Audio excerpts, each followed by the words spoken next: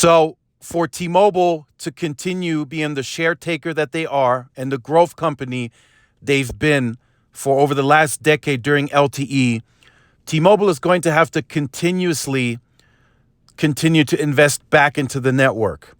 Some of you, of course, would like that to be at a higher clip, but in order for T-Mobile to remain competitive and to continue taking the share, they do compete a bit more aggressively on lower margins, lower profits by investing back into the base.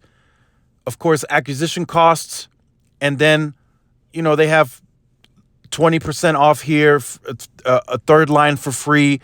So that's their playbook. That's how they compete. That's how they've been able to take share, and it's working for them. So they're going to continue with that same playbook. Why? Because it is successful. So here, T-Mobile eyes new cell tower at the Duke. So what happens if T-Mobile is, and it's not a matter of if, it will happen. They will continue to remain the share taker. They've shown it in Q1, right? Although AT&T that did outgrow them, but they did show the lowering in the churn, and that's likely to continue to lower. And those gross ads, the postpaid ads, are likely to continue increasing.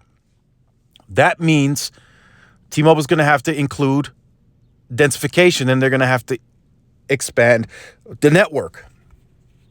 So here, a cell tower could be erected at the Duke at Rancho El Dorado if ongoing negotiations are successful. So what happens when T-Mobile continues to be the share taker? They're going to have increase in traffic, and then the people that are already on the network, they're going to increase the usage is going to keep increasing over the years.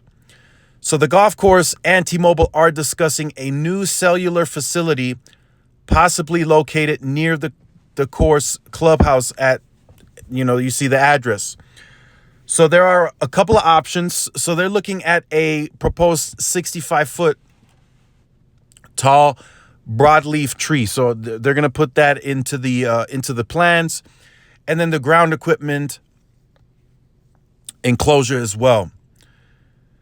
The proposed site, designed to accommodate multiple carriers, may be visited monthly for routine maintenance or in the event of a breakdown. So again, this is a site that T-Mobile is constructing first, and then Verizon and AT&T or Dish may be allowed to co-locate onto that site. So T-Mobile is also seeking approval to build a wireless communication facilities as an addition to the existing facility at Cooper Sky Regional Park. So that's two sites in that area that T-Mobile is trying to co-locate on. So like I said, the benefits to T-Mobile being the share taker is you will get these new sites and this densification, because if you don't and the usage increases and then T-Mobile continues to take a share, we all know that the network is going to slow down significantly. It's going to get real bad, and then people just start leaving. So T-Mobile must stay ahead of the curve to stop that from happening, to stop churn from increasing. It's just the competitive nature. You have to be competitive on the share taking, but then also you have to remain competitive and you have to invest back into the network. And that's what they're doing here.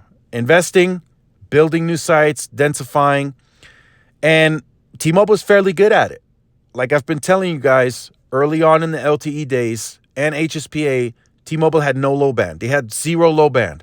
I think they had low band in like two areas, like Boston and somewhere else. I can't think of it right now, but they had low band 5. They had band 5 in one part. And then they had low band in like Boston, like band 12, 5 megahertz. That was it. The rest of the country, they were mid-band only. They had to build on densification. There was no other way around it. For them to have any kind of penetration, any kind of coverage, they had to tighten that grid. And now that grid is being tightened even more because of coverage concerns in some cases, and then other concerns are they just need more fuel, more capacity. So let me know what you think about this in the comment section down below. Let me know if this is happening in your area. Again, a lot of this now is also fueled by the Sprint Keep sites, and then T-Mobile just investing a lot more than what they did as a standalone company. And of course, this is evaluated by by area, depending on share.